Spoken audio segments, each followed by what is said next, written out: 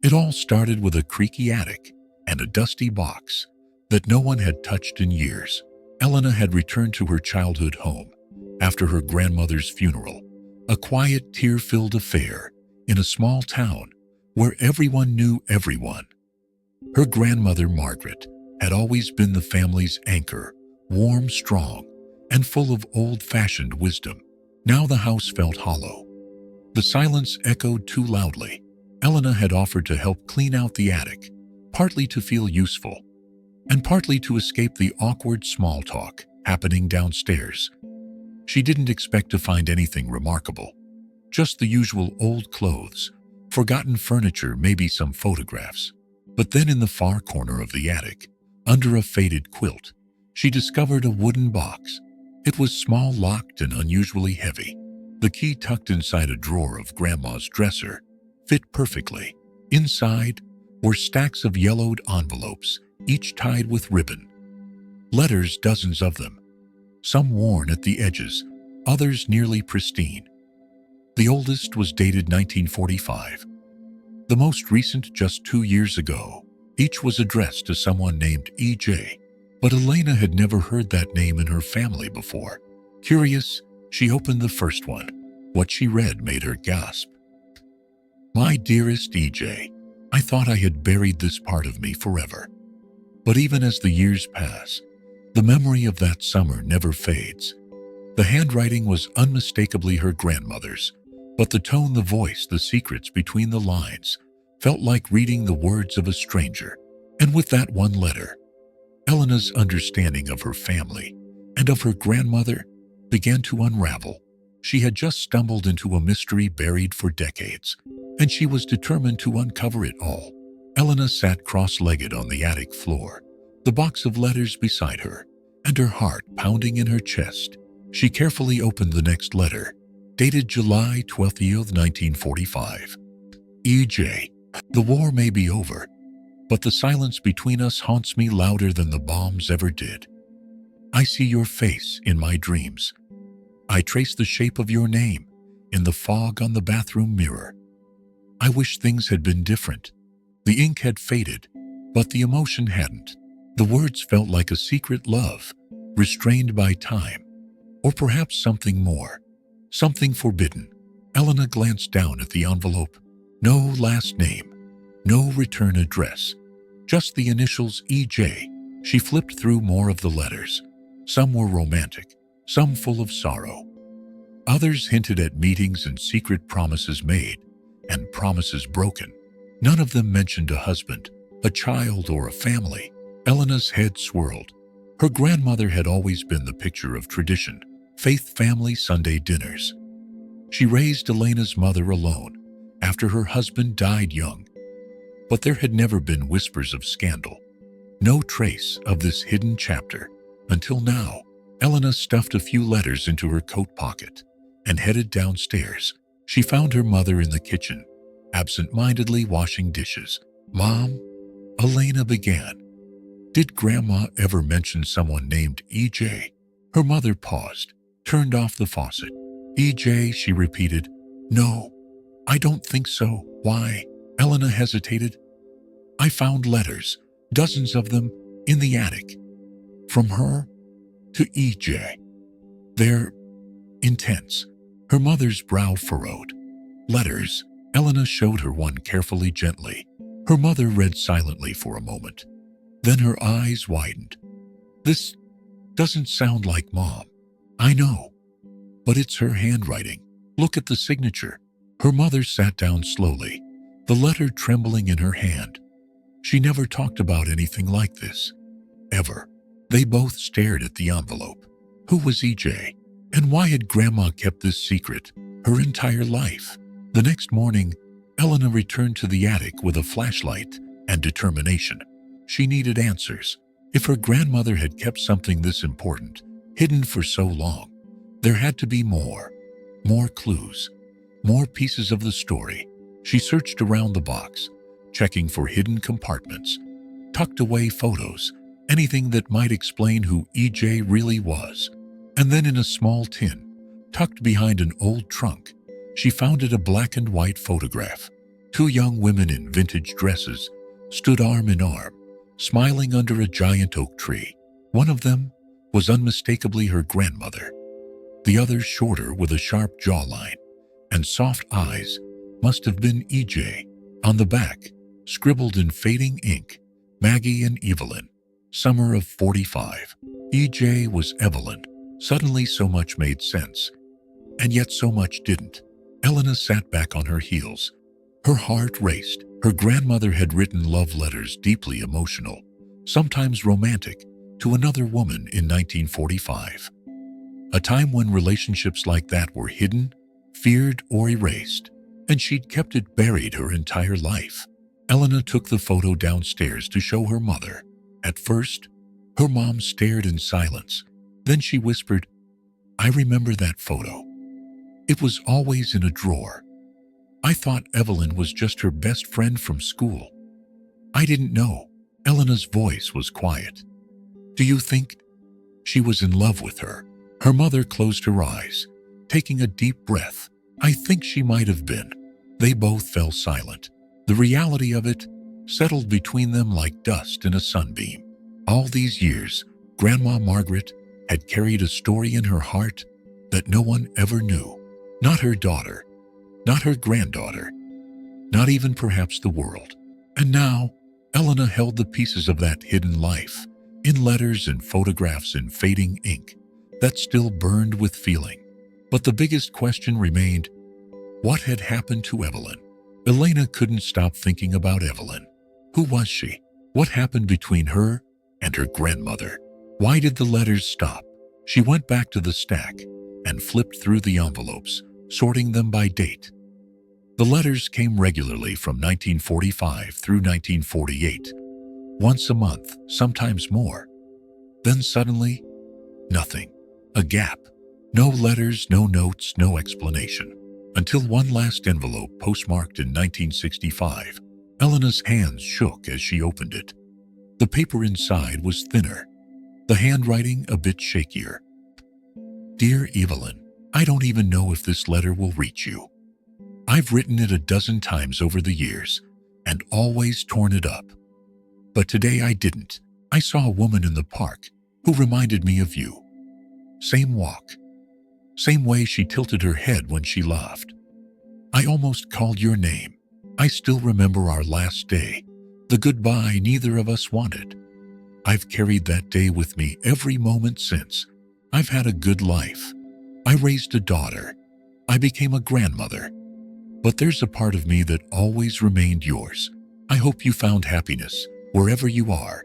Always, Maggie." Elena sat in stunned silence. Her grandmother had never let go. Even decades later, the love or heartbreak still lingered.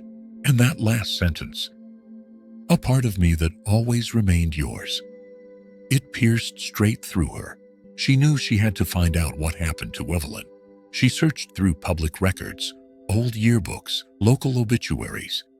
There were dozens of Evelyns born in the 1920s, but only a few from Grandma's small town.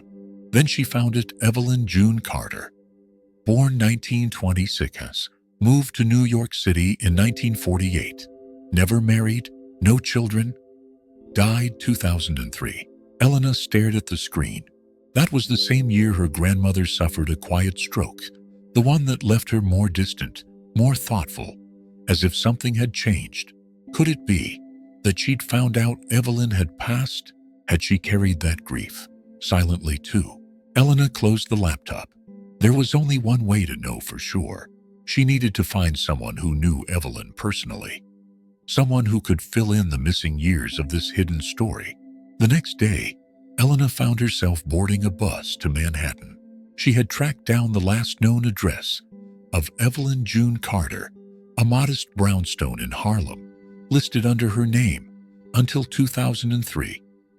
It was now owned by someone else, but Elena hoped maybe, just maybe, there would be a neighbor who remembered her. The city buzzed around her loud and fast.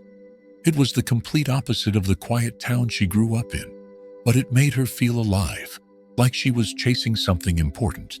When she finally stood in front of the brownstone, she hesitated. What exactly was she hoping to find? closure, connection, proof that her grandmother's secret love had been real. She rang the buzzer.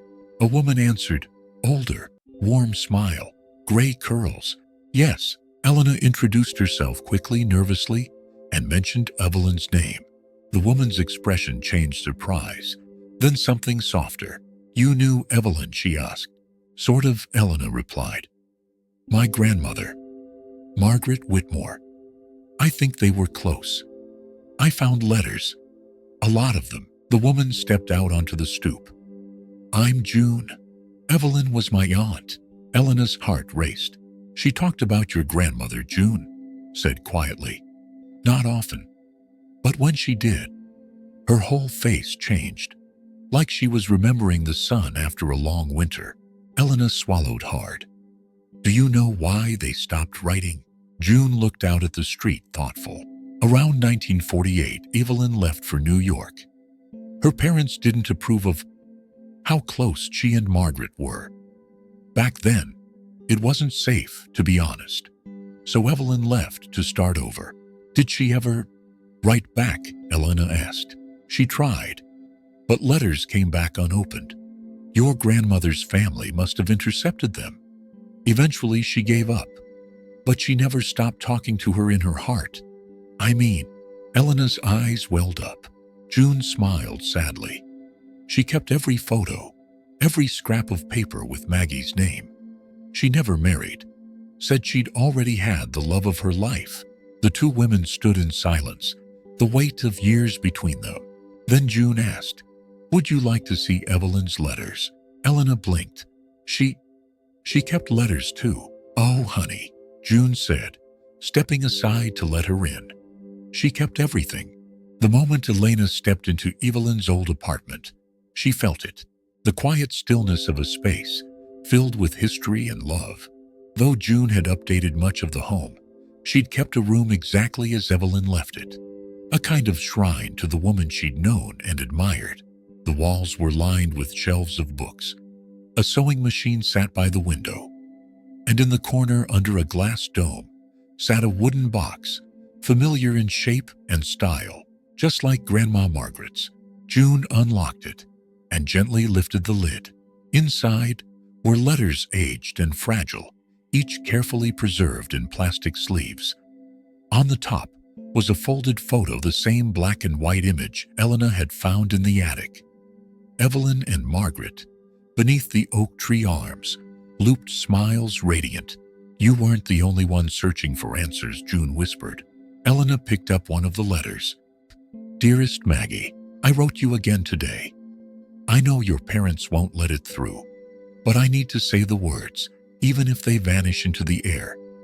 I loved you the moment we danced barefoot in the rain. I love you still. I dream of a time, any time when we could have been allowed to be us. I hope you found joy, even if not with me. But no, you were my joy. Elena had to sit down. Her knees had gone weak. These weren't just love letters. They were testaments to a love that had survived time, silence, and distance. Even in absence, even in secrecy, Margaret and Evelyn had loved each other for decades. I never knew this part of her, Elena said softly. June smiled. That's the thing about people. There are always parts of them the world never sees. For the next hour, the two women sat and read through the letters. They laughed at the jokes, teared up at the sorrows, pieced together the years that history had tried to erase. It was like watching an invisible thread reconnect, a hidden legacy now brought into the light. And for the first time, Elena felt like she truly knew her grandmother, not just as the woman who baked cookies or knitted scarves, but as someone who had lived a brave, passionate life, one that mattered. That night, Elena couldn't sleep. She lay in the guest bed at June's, surrounded by the weight of everything she had just learned. The letters, the heartbreak, the stolen years, it all played in her mind like a silent film. But there was something else now too, a sense of responsibility, a voice in her head that whispered, "This story deserves to be told." Before leaving the next morning, June handed her a small box, tied with a faded ribbon. Inside were copies of Evelyn's letters, the ones June thought Margaret would have most wanted her to read. "Elena," June said, resting a hand on her shoulder, "this isn't just about the past. It's about how we choose to carry it forward." Elena nodded, clutching the box tight. When she returned home, she placed both sets of letters side by side on her kitchen table. 2 lives, 2 hearts, 1 love, hidden for nearly a lifetime. She knew what she needed to do. Over the next few weeks, she began compiling the letters, photographs, and stories into a book. Not for profit, not for fame, but for remembrance. She titled it "The Letters Beneath the Oak," and at the front, she wrote, "This is the story of my grandmother Margaret, and the love she dared to hold in silence. It is for those who were told to hide, who loved in the shadows, and whose stories were never given a voice. This is their voice." When the manuscript was finished, she sent a copy to June, who read it cover to cover with tears in her eyes. Soon after, Elena decided to share the story publicly. Not long after that, messages began pouring in from strangers. Some said it gave them courage to come out to their families. Others said it helped them reconnect with long-lost loved ones. One woman wrote simply, "Thank you for showing me that love, even unspoken, never truly dies." Months later, Elena visited her grandmother's grave. The book, now bound and printed, rested gently in her hands. She had come to leave a copy. The cemetery was quiet, with autumn leaves crunching underfoot. She knelt down, brushing away a few twigs from the headstone, and placed the book beside it. "I found her," she whispered. "I found Evelyn." The wind stirred almost in reply. "I know now what you carried. I know how much it must have hurt to bury that part of your heart. But I also know how deeply you loved, and I want the world to know it too." She stood and looked up at the sky, feeling both peace and longing, as if the air still carried traces of that lifelong connection between Maggie and Evelyn. On her way out, she passed the oak tree on the edge of the property, just like the one in the photograph. Without thinking, she snapped a picture. Later, she posted it on social media with a caption, "Some love stories never make the history books, but they live on in letters and memories, and in those brave enough to remember them." The post went viral. Readers from around the world began asking where to buy the book. Libraries reached out. A podcast invited her to speak. A local museum wanted to host a small exhibit honoring forgotten love stories. But Elena never saw it as a viral moment. For her, it was personal. It was about giving voice to a truth long silenced, a legacy reborn from paper and ink and finally allowed to breathe. And as she stood before a crowd at a small bookstore event months later, reading the final lines from Margaret's last letter to Evelyn, she said something that stayed with everyone there. Sometimes the most powerful stories are the ones written in secret, but shared when the world is finally ready to hear them. If this story moved you, please share your thoughts in the comments. Subscribe to our channel for more emotional real-life stories like this one. And don't forget to join us next time, because some truths are too powerful to stay hidden. We'll see you in the next video.